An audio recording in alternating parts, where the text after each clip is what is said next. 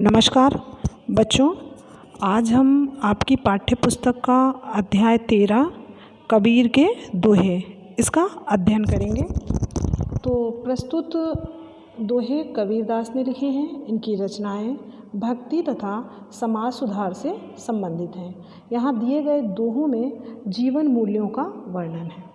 अब थोड़ा सा और जानते हैं। कबीरदास हों, सूरदास जी हों या रहीमदास जी हों या कवि वृंद हों, इनकी जो भी रचनाएं होती थी वह समाज सुधार की ओर ही प्रेरित करती थी।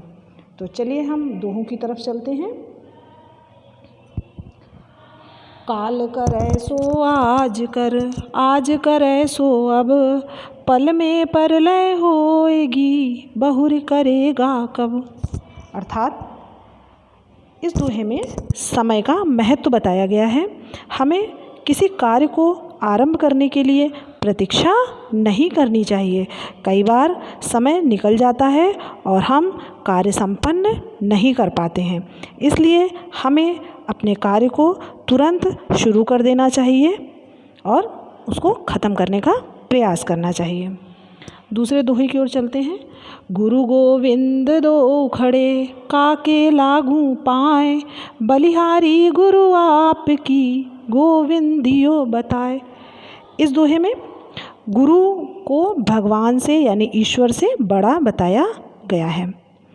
यानी एक गुरु ही ऐसा है जो आपको ईश्वर तक पहुंचने का मार्ग प्रशस्त करता है। इसलिए गुरु का स्थान ईश्वर से भी बड़ा है। तीसरे दोहे की ओर चलते हैं। माला फेरत युग भया, मिटा न मन का फेर, कर का मन का डार दे, कर का मन का छोड़ दे, मन का फेर। अर्थात इस दोहे में ईश्वर भक्ति के लिए आडंबर करने के स्थान पर मन से ईश्वर को मानने की बात दी गई, मन को साफ करने की शिक्षा दी गई है। यानी कि इसमें आडंबर ईश्वर के लिए दिखावा ना करना चाहिए। जो मन में ईश्वर रूपी ईश्वर है उसकी ही माला का जप करना चाहिए। चौथे दोहे की ओर चलते हैं। मधुर वचन है औषधि, कटुक वचन है तीर, श्रवणहार हुए संचरे, साले सकल शरीर। अर्थात मधुर वचनों को दवा के समान और कड़वे वचनों को तीर के समान बताया गया है। इसलिए हमें मधुर वचनों का प्रयोग करना चाहिए ताकि सबको सुख प्राप्त हो सके। पांचवें दोहे की ओर चलते हैं। धीरे धीरे रे मना, धीरे मन कुछ होए, माली सींचे 100 घड़ा, ऋतु आए फल होए। अर्थात इसमें फल प्राप्त होने की प्रक्रिया से अवगत कराया गया है। जिस प्रकार माली के निरंतर प्रयास के उपरांत ऋतु आने पर ही फल की प्राप्ति होती है, उसी प्रकार प्रत्येक कार्य एक प्रक्रिया के बाद ही संपन्न होता है। छठे दोहे की ओर चलते हैं। चलती चक्की देख कर, दिया कबीरा रोए, दुई पाटन के बीच में, साबुत बचा न कोय।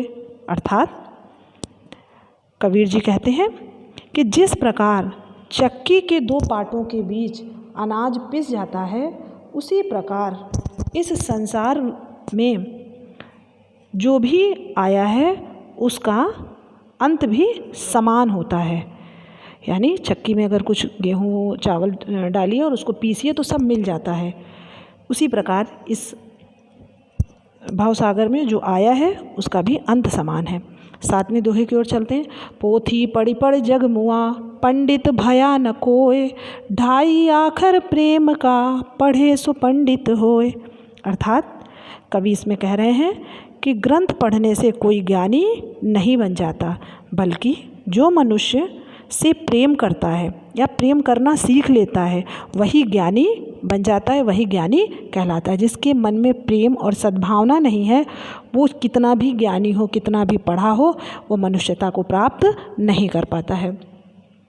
8वां दोहा चलते हैं।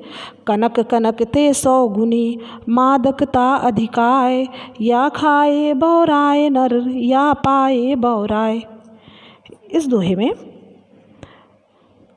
कबीर जी कहते हैं कि एक कनक माने होता है धतूरा और एक कनक माने होता है सोना, अर्थात धन संपत्ति अधिक मिल जाए तो भी व्यक्ति पागल हो जाता है, बौरा जाता है, और अगर वो धतूरा रूपी विष खा लेता है तो भी वो पागल हो जाता है। यानी अति जब हो जाती है तो इंसान का बुद्धि विवेक उसका साथ छोड़ देता है। तो ये था आपका दोहों का अर्थ। आशा है आपको समझ आया होगा। प्रश्नोत्तर आपको उपलब्ध कराए जाएंगे। धन्यवाद।